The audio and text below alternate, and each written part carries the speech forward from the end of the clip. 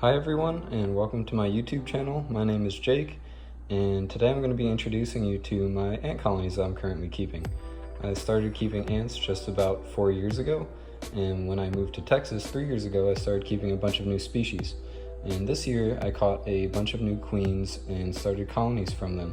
So I will be showing you their update and showing you a little bit of feeding that they've been doing right now, now that I've added the wingless fruit flies and the honey. So this is my first colony here on the right side.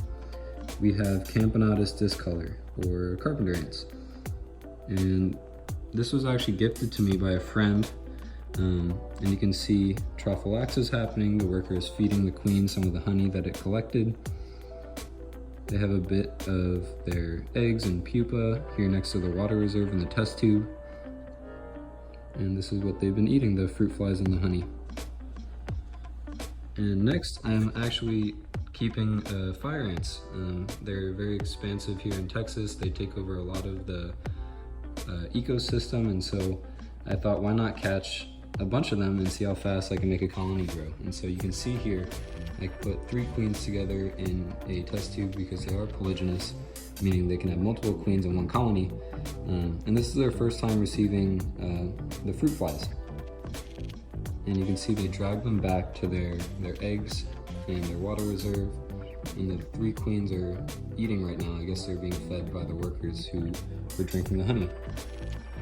Oh, and so for the way I feed them, I put honey and the flies on a tinfoil boat so that it's easier to remove and to reduce the amount of waste that's left sitting in the test tube. And the next colony we have is Camponotus Sansabeanus. They're a very large carpenter ant species. This is my first year keeping them.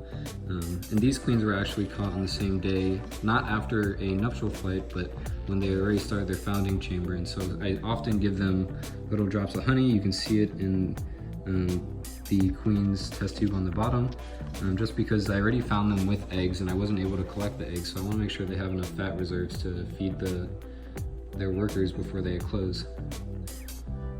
Next we have the Pheidole species, and I haven't identified the species yet, but she has a huge clutch of eggs and is doing really well. I gave her a drop of honey as well because I found her after the nuptial flight and she had already made her founding chamber, and she's doing pretty well. Next we have another Camponotus Discolor colony. They accepted their fruit flies really well. They dragged them off the tinfoil boat and back to the queen and the eggs, and they've been drinking the honey as well. Here you can see their gasters are full of honey at this point. Next we have our lone harvester ant queen, or Pogonomyrmex, and she has a clutch of eggs that is a little hard to see in this shot, but she's drinking off a drop of honey that I did give her because I noticed she had excreted something in the top of this test tube, which worried me that she wouldn't have enough fat reserves or sugar to feed her workers before they close. Lastly, just about 2 weeks ago, I caught this Crematogaster queen. Laeviscula is the species, and she's doing really well. She's actually drinking off of another drop of honey that I have given her, and her clutch of eggs is near the water reserve back there. And she's doing really well too. This is my Atta Texana leaf cutting species setup. Currently they're enclosed in an aquarium that is laced with a fluon barrier. I have them under a halogen light bulb so that the aquarium can stay anywhere between 75 to 85 degrees.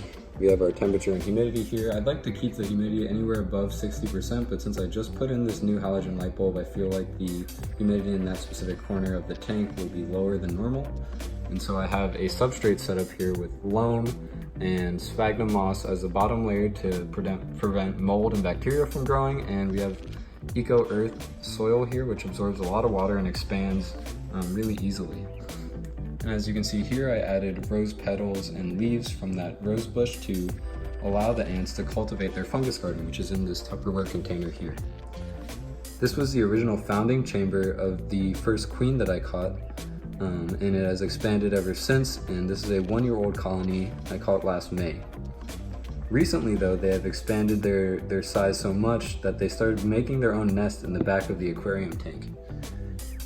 You can see here that they started making a new tunnel system behind the original enclosure, and so that's why the fungus size in the Tupperware containers becoming smaller and smaller each day. They are moving their fungus into a new location.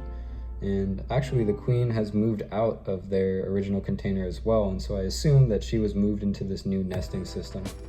Unfortunately, I cannot see the tunnels from the back. I only included 1 inch of the eco-earth soil so that they wouldn't dig tunnels and that they would have to use the container as their main nesting site, but they ended up moving out anyways.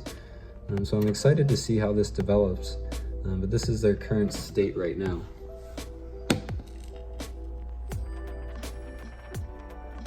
That's their fungus, and you can see the different pores that they build into it to allow airflow and growth.